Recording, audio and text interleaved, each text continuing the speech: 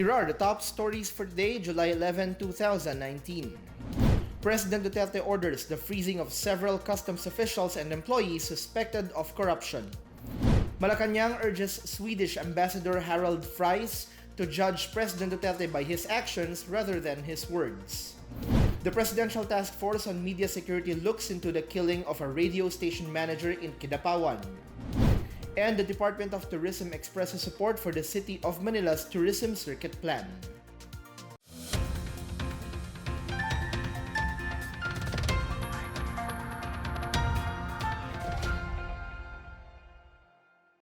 Good day, I'm William Theo. Welcome to the PNA Newsroom. President Rodrigo Duterte ordered the freezing of officials and employees at the Bureau of Customs or BOC. Presidential spokesperson Salvador Panelo on Wednesday night said President Duterte was set to fire at least 4 officials from what the former described as a corruption-ridden agency. He said President Duterte has directed the freezing of several high-ranking customs officials and employees whose names would be disclosed at the appropriate time as they face administrative and criminal charges for unlawful activities. He said the president's latest action underscores the administration's zero tolerance on corruption among erring officials. Malacanang described London-based human rights group Amnesty International as stubborn and incorrigible after it insisted that there were around 27,000 extrajudicial killings in the country. Presidential spokesperson Salvador Panelo said the group relied on figures provided by critics of President Duterte since government data showed there were only 5,425 deaths that arose from anti-illegal drug operations. He asked the organization to cite facts and figures on the names of the 27,000 deaths, noting that failure to do so would mean their reports were indeed condemnable malice. Panelo also dismissed the remark made by Amnesty official Philippine Section Director Butch Olano, urging him to do his homework by reading their report. He pointed out that despite the lies foisted by the opposition, survey results would indicate that majority of Filipinos continue to trust the president.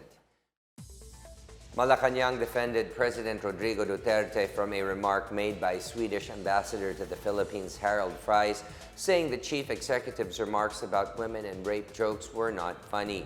Presidential spokesperson Salvador Panelo said that Fries should judge Duterte by his actions rather than his words.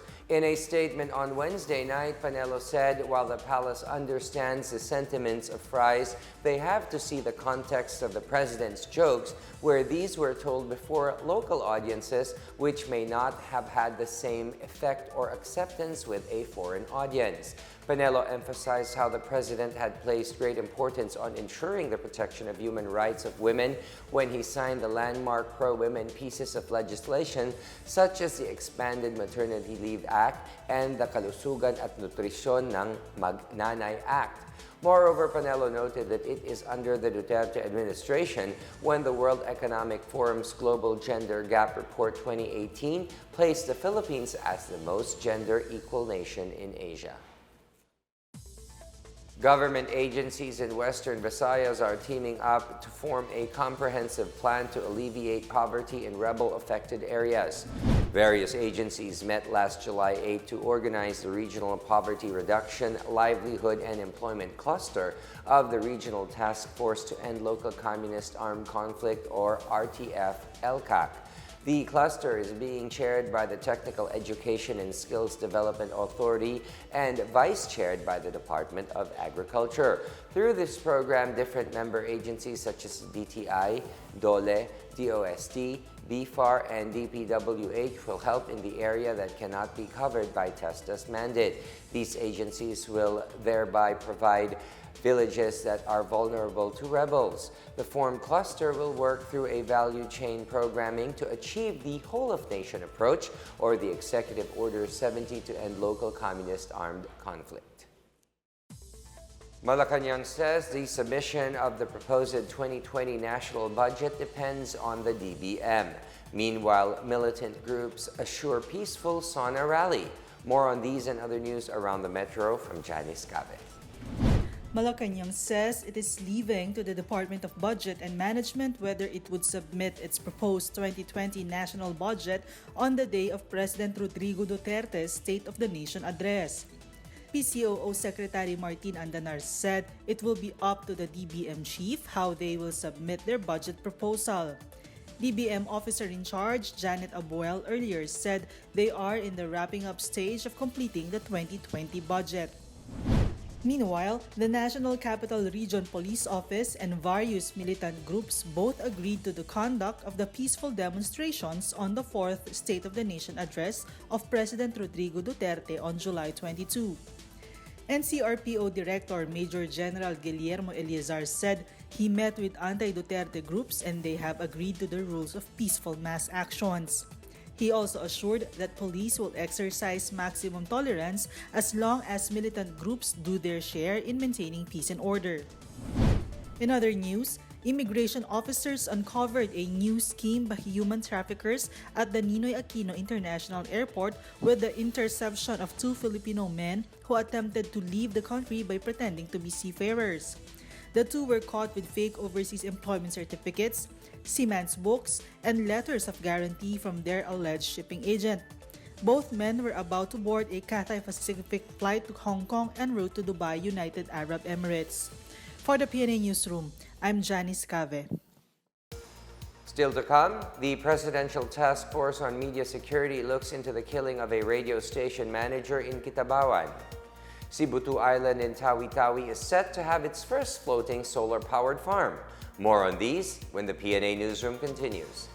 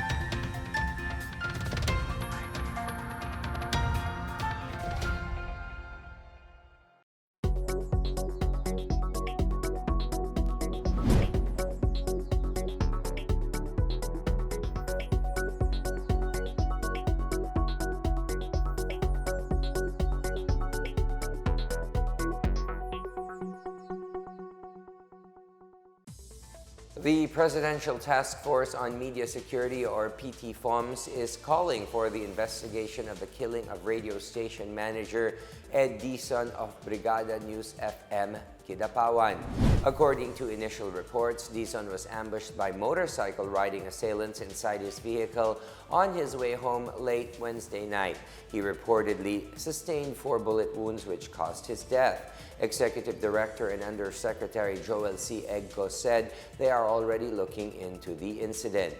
The National Union of Journalists of the Philippines Kidapawan City Chapter NUJP condemns the killing of Dizon. Kidapawan police have launched a manhunt against several persons of interest. An initial 655 modernized public utility vehicles will soon be plying various routes in Western Visayas starting this Friday.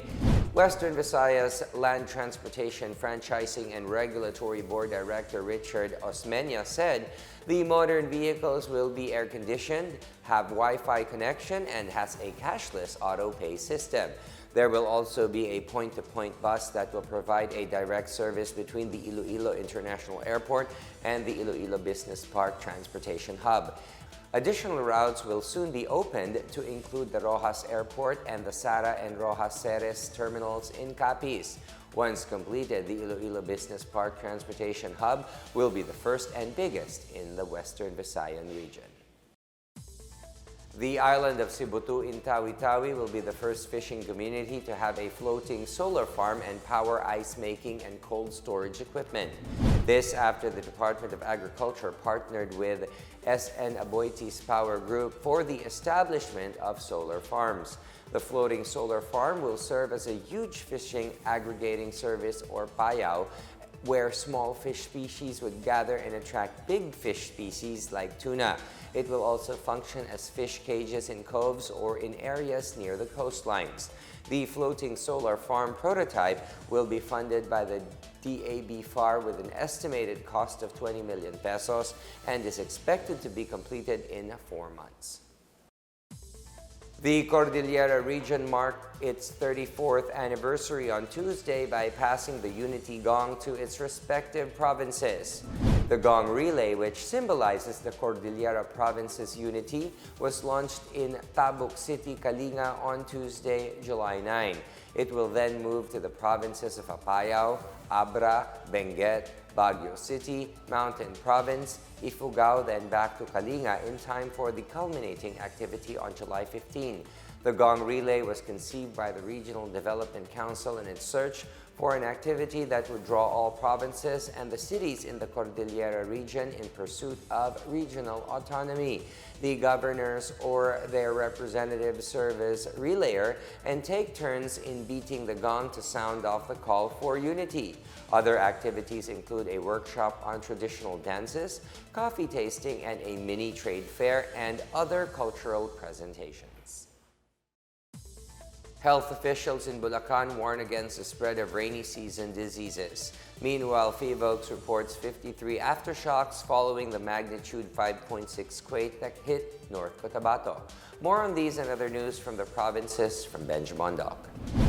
In Bulacan, residents are warned against waterborne diseases and other ailments associated with the rainy season. The health office advises the public to avoid contaminated water, handle food and waste properly, protect oneself from the elements, and prevent the spread of dengue-causing mosquitoes. In North Cotabato, the Philippine Institute of Volcanology and Seismology recorded 53 aftershocks following the 8:36 p.m. first tremor traced 15 kilometers west of Makilala town on Tuesday. The latest of the aftershocks were felt at 8:46 a.m. Wednesday. Disaster officials suspended classes in all levels in the towns of Antipas, Tulunan, and Makilala following the magnitude 5.6 earthquake. Work was also suspended at the 3-story Kidapawan City Hall after cracks were discovered in the building. In Cotabato City, the local government on Tuesday honored 2 female centenarians, 101-year-old Sean Patengopo and 102-year-old Sulaya Kasanda Tumanong.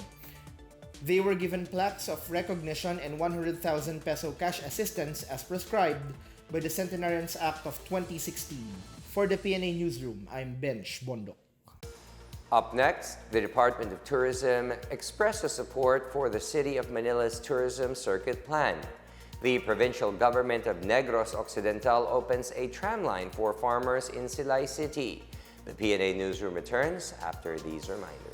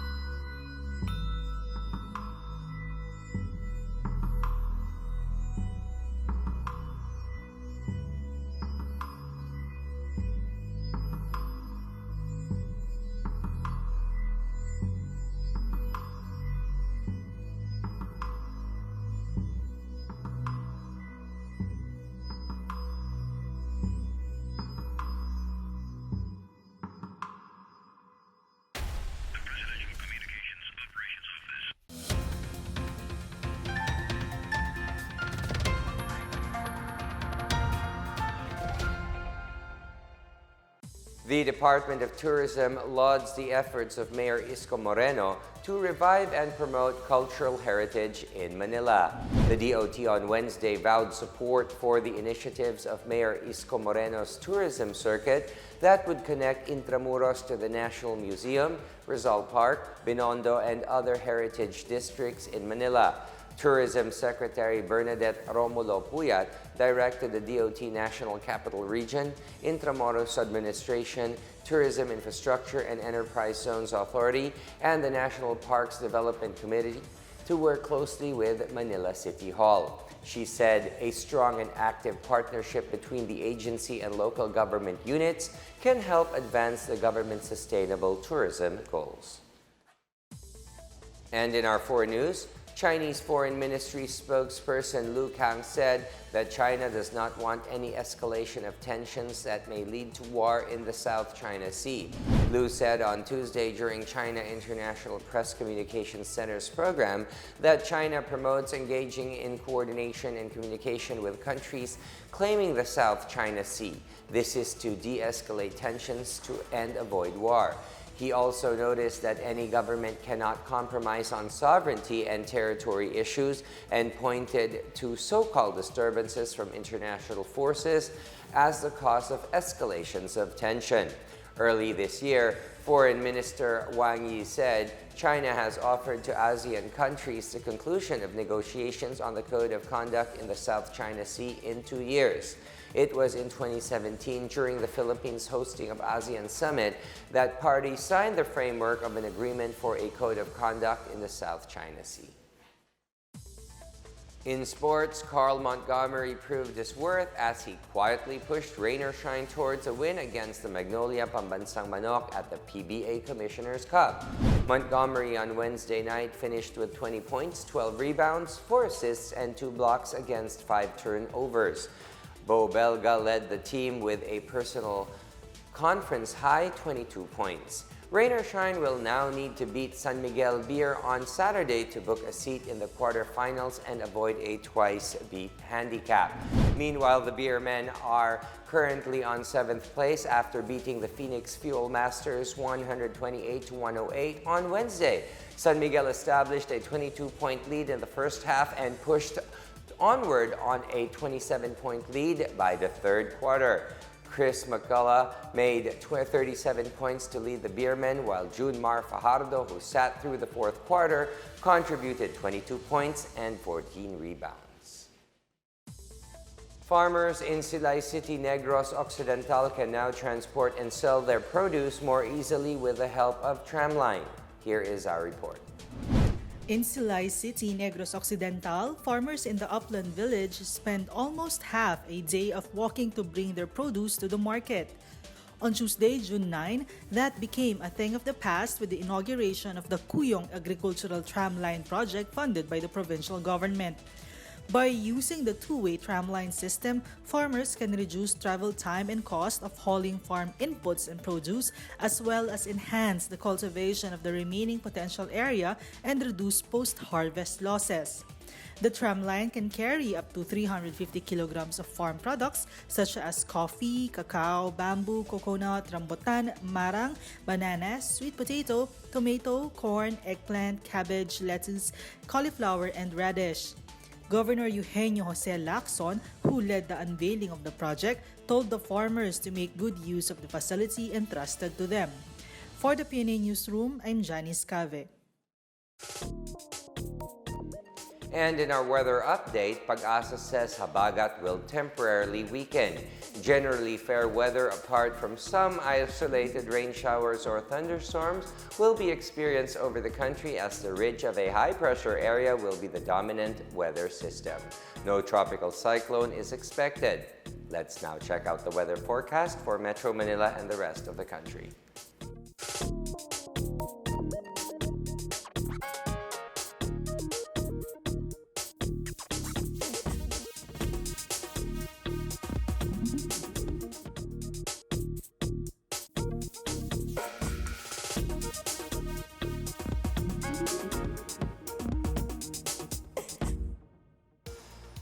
Here's another look at today's biggest stories. President Duterte orders the freezing of several customs officials and employees suspected of corruption. Malacanang urges Swedish Ambassador Harald Fries to judge President Duterte by his actions rather than his words. The Presidential Task Force on Media Security looks into the killing of a radio station manager in Kidapawan. And the Department of Tourism expresses support for the City of Manila's tourism circuit plan. Thank you for watching another edition of the PNA Newsroom. To check out these and other stories, visit the PNA website or follow the Philippine News Agency on Facebook and Twitter. For more stories about the government and how it serves the Filipinos, look for these hashtags in all of our social media platforms and websites. And that's your daily dose of the latest news and information that you need to know. From the PNA Newsroom, I am William Theo. Good day.